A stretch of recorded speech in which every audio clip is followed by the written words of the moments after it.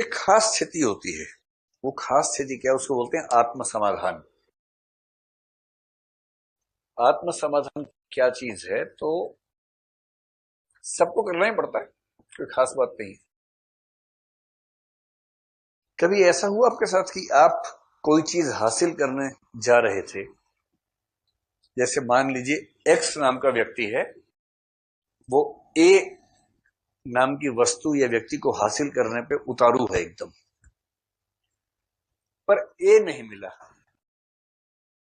उसको मिली विफलता। और एक दिन वो आपके सामने आ गया, आपने उससे पूछा कि भाई ट्राई किए थे, ए तो मिला नहीं तुम्हें, कैसा लगता है? अब हो सकता है वो जेन्युइनली बोले, और हो सकता है कि केवल काम चलाऊ तरीके से बोले। जैसे मुझसे कोई पूछता है ना कि आईएएस की तैयारी की, आईएएस नहीं बने तो क्या मिला। मैं अपने बारे में कह रहा हूं, आपके बारे में नहीं कह रहा हूं। तो मुझे तो लगता है कि आईएएस की तैयारी करने से मुझे इतना कुछ मिल गया था। मैं इस संस्थान की बात नहीं कर रहा हूं, इससे अलग बात कर रहा हूं कि मैं उससे खुश हूं, मेरा काम उससे सज गया। और कुछ लोग जेन्युइनली भी ऐसा सोचते हैं। जैसे मान लीजिए सिंपल एग्जांपल लेते हैं ना, पिछले साल या पिछले से पिछले साल एक व्यक्ति ने, जैसे सिलेक्शन नहीं हुआ, कोरा पे, कोरा जाते हैं आप लोग, QUORA, कोरा, कोरा पे उसने एक पोस्ट डाली। उसका हिंदी अनुवाद भी बाद में किसी ने किया, उसने अंग्रेजी में लिखा था। पोस्ट ये लिखी उसने कि मैंने आईएएस की तैयारी की, मेरा आईएएस में सिलेक्शन नहीं हुआ।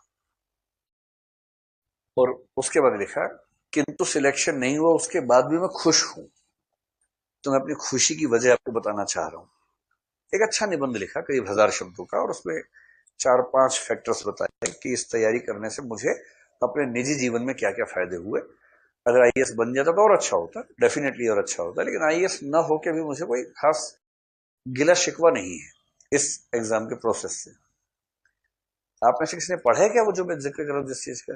आपने पढ़ा है, 3-4 लोगों ने पढ़ा है, हाँ। तो अब इसकी कैसे व्याख्या करें? इसकी दो व्याख्याएं हो सकती हैं। एक व्याख्या तो ये हो सकती है, गधा बना रहा सबको, अरे नहीं हुआ तो नहीं हुआ, बोल दो नहीं हुआ, फेल हो गए। ये क्या तरीका होता है कि ये क्या है, असली चीज तो मुझे मिल गई, ज्यादा अच्छा कुछ मिल गया, ये क्या ड्रामा है? और दूसरा क्या होता है? दूसरा ये कि भाई कुछ भी कहो, एक ही खोज करते करते रियलाइज हुआ कि एक ही खोज से बड़ा कुछ और है जो हमारे पास है।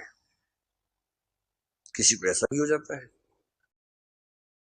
एक चीज के लिए स्ट्रगल करते करते, स्ट्रगल्स की वजह से इतना योग्य हो जाना कि वो चीज जीवन में न हो तो भी उसके बाद ठीक रहना। आपके लिए सबसे आसान एग्जांपल, मेरे पास साल में कम से कम 30 से 40 बच्चे आते रोते हुए कि ब्रेकअप हो गया है। मैं पूछता हूँ मेरे पास काहे आए हो फिर? तो नहीं, हमें समझाइए थोड़ा सा।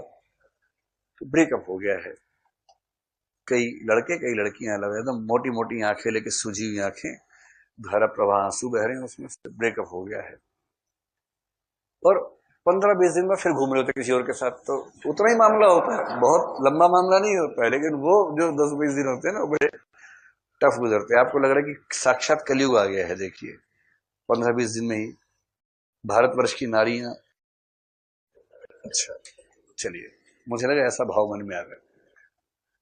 तो मेरी बड़ी जेन्युइन फीलिंग उनके साथ ये होती है, मैं कहता हूं देखो, अभी अब जो मोटे मोटे आंसू बहा रहे हो ना इस समय, और जो आंख सुजा रखी है, 10 दिन का मामला है, बहुत हुआ 20 दिन का।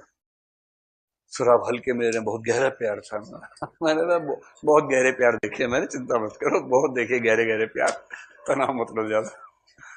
नहीं सर, आप समझ नहीं रहे, मैं भी समझ रहा हूँ, अभी आप नहीं समझ रहे भाई, अभी आप बहुत गोलू उम्र में, अभी आपको नहीं समझ में आ रहा। ये गोलूपन जाते जाते जाएगा, चला जाएगा, चिंता मत लीजिए। नहीं सर, हम सुसाइड कर लेंगे। कर लो, करना तो। मुझसे क्या पूछने हो, कैसे करते हैं पूछ रहे हैं मुझसे? इंटरनेट पे सर्च करो, मिल जाएगा रास्ता, कर लो। करना है नहीं किसी को, ड्रामा करना है सबको। और मैं उनसे कहता हूँ देखो, अभी आप नहीं समझ रहे, आज से 1 साल बाद फिर से आके मुझे बताना कि ये जो हुआ अच्छा हुआ कि बुरा हुआ। और मैंने पाया है कि लगभग सब लोग 1 साल बाद मानते हैं कि अच्छा ही हुआ। जो ब्रेकअप हो गया। और एक खास बात क्या होती है कि ब्रेकअप के चक्कर में वो तो नहीं मिला जिसको एक जमाने में आप सोचते थे कि मिलना चाहिए आपको, लेकिन उस अनुभव से आप बहुत कायदे के इंसान बन जाते हैं। अपनी भावनाओं को जज्ब करने की क्षमता आ जाती है, अपनी भावनाओं को दिमाग से कंट्रोल करने की क्षमता, भावनाओं के साथ बह न जाने की क्षमता विकसित होती है। अब 3 वाक्य बोल रहा हूं, बताइए कौन सा वाक्य ठीक लग रहा है आपको। प्रेम किया, प्रेम हासिल हुआ, अच्छी बात है, किंतु नहीं भी हुआ तो मैच्योरिटी तो आ ही गई। ठीक लग रहा है आप लोगों को? मैच्योरिटी हासिल करने के लिए प्रेम करके ब्रेकअप करना चाहिए, ये नहीं कह रहा हूं मैं, कहीं आप ये निष्कर्ष निकाल, मैं ये नहीं कह रहा हूं, है ना, ये निष्कर्ष ही निकालना है। मैं सिर्फ ये कह रहा हूं कि अगर प्रेम किया, व्यक्ति हासिल हुआ, दोनों साथ में हैं, खुश में हैं, तो अच्छी बात है, कोई क्यों दुखी होगा। प्रेम किया, सफल नहीं हुए, ब्रेकअप हुआ, रोए, जिंदगी समझ में आई, मैच्योर हुए, नए रास्तों पे बढ़े और बाद में उस अतीत को याद करके हंस पा रहे हैं, अच्छी स्थिति है। लेकिन इस अच्छी स्थिति को लाने के लिए आप ब्रेकअप करने के उद्देश्य से ही प्रेम करें, यह भी ठीक बात नहीं है, यह भी ठीक बात नहीं है ना। तो आईएएस की तैयारी की, आईएएस बन गए, बढ़िया है, मजा आ गया।